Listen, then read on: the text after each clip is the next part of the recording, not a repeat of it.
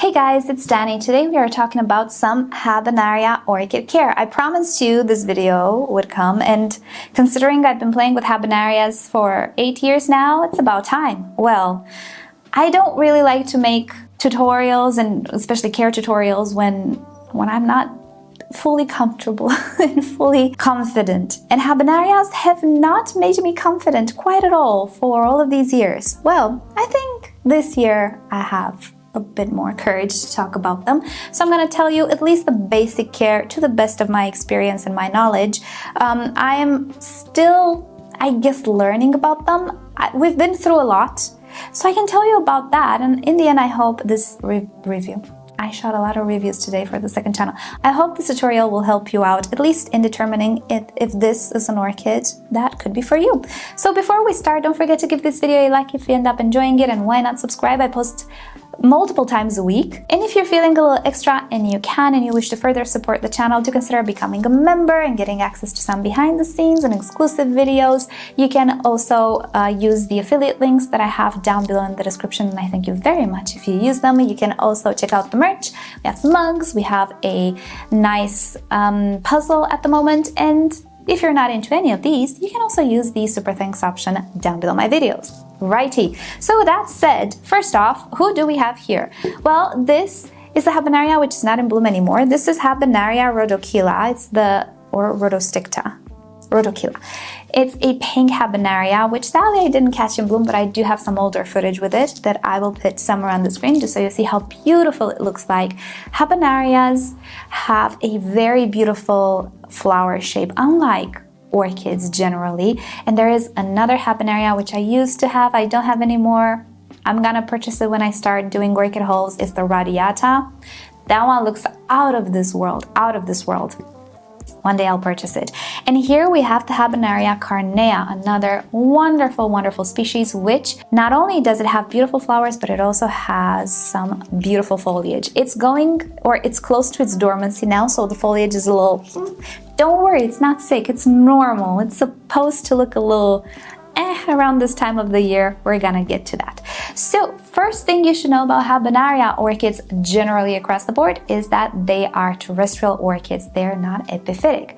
This doesn't mean that it's okay to plant them in heavy soils. Sometimes I feel like even all-purpose soil is a little too heavy for them. They still prefer to have a little bit of airiness, but definitely they cannot grow their roots in the air. So think of them a little bit like slippers, in the sense that you don't necessarily need to offer them a transparent pot with slots. I would not put these orchids in a slotted pot, really. There's nothing to see, to be fully honest. They don't have fleshy roots. I would look at them more as African violets, I would say, which don't like heavy soils either, but they are terrestrial plants. These ones as well, they enjoy a fluffy terrestrial mix. If you do not find something based on peat moss, or you don't want to get something based on peat moss, then you can definitely use sphagnum moss. And that's actually what I have my orchids in. It's pure sphagnum moss topped with some bark, just to avoid cyanobacteria. So these orchids can actually grow very well in sphagnum moss if you cannot really find a proper mix, a potting mix to put them in. But bottom line, they are terrestrial, so we're not gonna care for them as we do Phalaenopsis. There's a helicopter in the air, maybe we should wait for it to pass. When it comes to their structures, they're also different from most other orchids we can grow. So I'll go through their structures really quickly. In the soil, or in the medium, you will have a corm. Now that corm is not bulbous, it is elongated, and it's also fuzzy. And from the corm, you'll have the stem and the root sprouting. Now, in my experience, these corms are not long-lived. So each corm will form in a growing season, and the old corm will just raisin up. It will just get depleted. So the new corm that forms in the growing season, which is summer, will take the place of the older corm. Sometimes even 2 corms can form. And in the end, you can get multiple corms from these orchids. But don't imagine it's gonna happen like overnight. Nope. In my experience so far, it's not that often that you will get like multiple corms. So in the soil you have a corm, a new and fresh corm every year, and the one that grows in a growing year will sprout the next year's plant. So you will have a bit of a root system. The roots are not fleshy, they're kind of thin, very similar to other terrestrial plants. You're not gonna have a whole bunch of roots, and also the roots die off together with the corm in the growing year. From the corm, you will also have a single stem sprouting in this case, but you can also have multiple stems. This is an orchid that creates multiple stems from the same corm. I don't know if this one can create multiple stems as well, but definitely it doesn't create as many as this one. This one has like 7 or 8 stems out of one corm here. And this just has to do with the type of Habenaria. There will be a little variability, of course, in the species that belong to this genus. So bottom line, you have some stems coming from the corm. The stem will start in the potting mix, and that's okay. You don't need to pot it up. You don't need to put that corm on top of the soil. No, the corm should be about 1 inch, 1.5 inches, which is like 2 centimeters, 3 centimeters below the soil line. And the stem will make its way up and just sprout through the soil. So do not put the corm on top of the soil. It will dry, it will die pretty much. Right, so you have the stems. The stems, as they grow, will also form the leaves, and the leaves again can vary from species to species. You can have very thin leaves like this. You can also have fleshy leaves, and this one in particular has beautiful leaves. I'm going to show you some footage with when the leaves were fresh. It has mottled and dotted leaves, which makes it very, very beautiful. I love this one. So you can see both of my Habenarias are not very big plants. In my experience, I've never had a tall Habenaria. Does it exist? Will it exist? Will it become available in cultivation at some point? Probably, maybe, I don't know. There are a few Habenaria species, but I personally don't know all of them. It's not a very popular orchid, so not a whole lot of people have Habenarias. So I cannot really look at other people and what they're growing. There are a few species which are more popular, and all of them seems to be more on the smaller side, in my opinion. And at the end of the growing season, which is end of summer, from the very middle of the stem, you'll have a continuation practically of the stem, which will not have leaves, but it will create buds and flowers. You can see the case of this one as well. We have the spent flowers here from the very top of this stem. Again, there is variability. Each Habenaria will look a little bit different, will be taller, shorter, and so on, but pretty much that is the basic shape of a Habenaria orchid, at least the ones that we have in cultivation right now.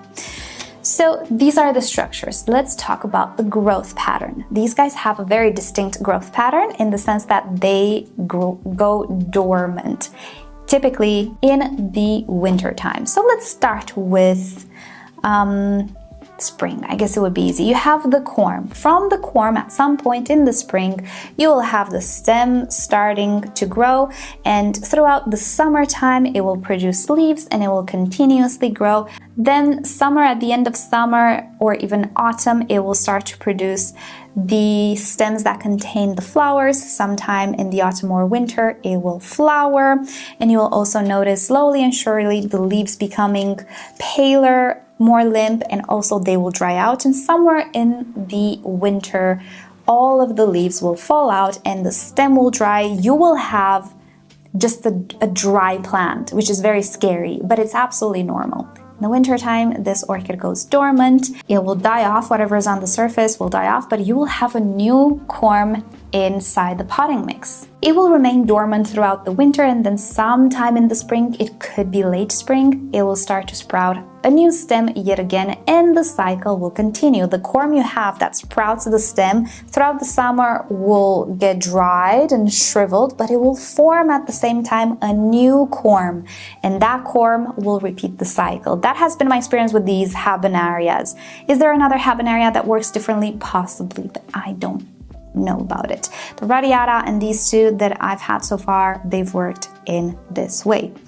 Now, caring throughout this transition and all of these stages is a little different. First off, when you see the little shoots starting to sprout is when you should start to water your pot. Habenarias generally do not like to stay dry. They would much rather be rather moist. So in the growing season, when you first start to see the shoot all the way up into flowering mode, you should keep your orchid evenly moist. Don't keep it soggy wet or anything. Don't let it be dry. It doesn't like it. You should also fertilize it, because this is the moment where the orchid is gaining energy and it's producing the second corm, and it's just putting all of its energy into the leaves in summer. Obviously, the existing corm will have stored nutrients, but it needs a surplus to create both the new shoot and flowers and leaves and also a second corm. So we need to help it out. Don't go wild with the fertilizer. Fertilize it like you would your Phalaenopsis or Cattleya or anything else. I don't make a difference. I don't give this one more. I just fertilize it along with the others, and it's okay. So in the growing season, we water it, make sure that the medium is never like super scrunchy dry, because you will see the leaves will be like, it's not good. She doesn't like that. And then when we reach this level, this is a good moment to start thinking of not watering maybe as often. Just let the orchid tell you. If you see it really becomes limp, give it some water, but don't let it be as wet as it is in the summertime, because it's not growing anymore. It's just focusing on some buds and some flowers. It still needs water, but not as much. So be careful with that watering. And then at some point, when you see your entire orchid become yellow, stop. Because at this point, the corms are pulling all of the energy in the stems and leaves and everything, and they will store that energy inside themselves, in the corms, and they will utilize it next year. If you water it, you can actually rot the corm, and it happened to me. So at some point, everything will become pale. Stop watering. Everything will dry up. Great. Don't water. Cut everything that's dry to make the orchid more presentable, or don't. It's up to you. I like to cut everything. In the wintertime, it's a good time to repot if you feel like it. If you don't feel like it, don't. The thing is though, the corms sometimes can be this big. So if you have tiny pots and you're not sure how big the corm will get, just get it out and inspect it a little bit. You might have to put it in a bigger pot. Case in which, you either, if it's freshly repotted, either put it in a bigger pot without removing the medium from the corm and call it a day, either wait until springtime. Because in the wintertime, if you water the corm, there is a very high chance of rotting it. So from the moment all of the leaves are yellowing to the moment you see a shoot sprouting in the spring, do not water, do not fertilize. If you feel like your environment is so incredibly dry, the most you can do is just spritz a little bit of water on the medium, just for a few droplets to go inside. I did not do that in this winter because I was afraid I was gonna rot the corms, and that paid out. I did not offer one drop of water because I did it in the past. That's one thing that gave me the courage to make this video. I know how to rot pseudobulbs, and that's with watering in the winter time. Do not water them in the winter time. Start to water mildly to wake them up maybe in the spring.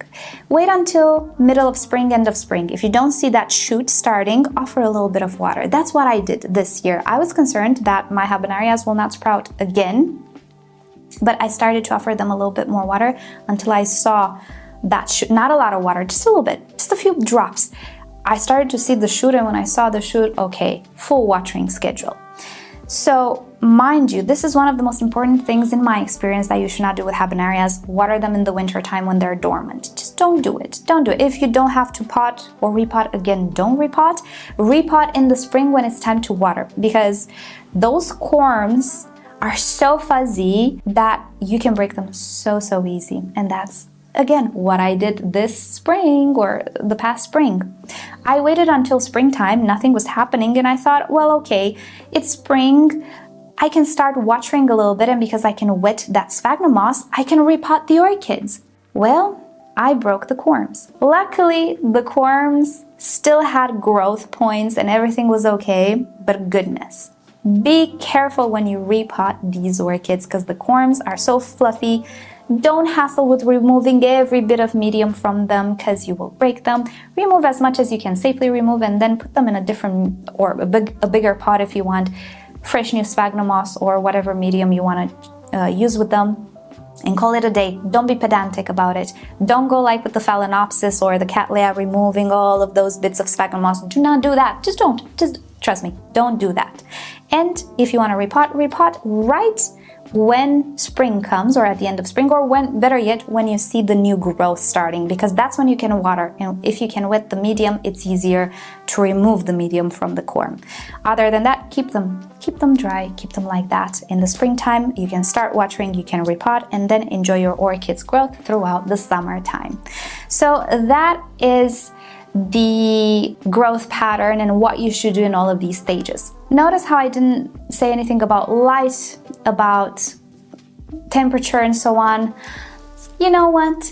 It doesn't matter all that much, and you can find this information on the internet. I'm gonna tell you about it very briefly because it doesn't matter. They like it on the warm side. You don't have to put them out in the winter time. Their dormancy will happen even in a warm temperature. Home temperatures have been absolutely fantastic for me. Even hot temperatures were absolutely fine. No need to put these guys outside in the sun because they do not like sun. They like partial bright shade. What is bright shade? It's a corner of your room that doesn't necessarily receive direct sunshine, but it's bright. I grew mine strictly under grow lights. Everything was fine. Normal home conditions will do okay with these orchids. You don't really need to do anything about it. You don't even have to increase humidity. They don't care about that. Just keep them well watered in the growing season and offer them bright shade or grow lights. See how easy it was? However you care for your oncidiums is how you should care for this one as well. If you have an oncidium, put this one next to your oncidium. That's about it. If you notice, I am not hung up on these like details of humidity has to be 60%, it has to be dry by nighttime and all. That's not what's important here. We need the practical approach. Right, that's all I have on my list because I made a list. I think I touched base on all of the practical things you need to go through. If you are interested in learning about how these guys grow in nature, you can visit the Orchid Species website or just Google Habenaria growth, where do they grow and so on, and you'll learn more about the Habenarias. Keep in mind, however they grow in nature, it doesn't necessarily have to be how they grow in our home, because our home is not nature. We're not gonna play by the same rules. So I prefer you to have a good grasp of the practical, because then numbers, you can read them off the internet. They're not as important. My numbers, you know them. They're the same for everybody in this room. They were always the same for my Habenarias. They dealt with it. It's fine. It's okay. I think if you have a more temperate or even more cooler environment than I have, they should be fine still. They don't like to freeze. They don't like low temperatures. They don't need that. They like a nice amount of light, but don't put them in the sun because you're gonna burn them. You know, very sensible things. I guess if you're watching this tutorial, you already know how to care for orchids. You already have some orchids, because Habenarias are not the orchids you buy at the flower shop, right? They're not beginner orchids. Whatever you do instinctively for your other orchids will work with these guys as well. I am not gonna get hung up on numbers. It's gonna work out, don't worry. It will be okay. Just make sure that the practical approach and everything that I talked to you about, the fails and everything, make sure you don't do those. Those are more important than the humidity level in your room, trust me. Right, so with that said, I hope this video was useful for you. I might come back, like when I have even more experience, I might come back with more details. I always do that. I've just recently started to have like more success with Habenarias. And judging by the fact that everybody's been asking me for 8 years to make this tutorial, I was like, okay, I'm gonna make something. I'm gonna make the practical approach. And then, you know, as I get more experience as well, I will probably make an even better tutorial. But for now, I hope this helps you out. Always helps to Google and see what other people's experience has been with them. But for now, I think you'll be set with these practical things. So let me know how it goes. Let me know your experience in the comments section. If you'd like to add something to this tutorial, add it down below in the comments. And with that said, I hope you'll have a great day, and I'll see you next time. Bye!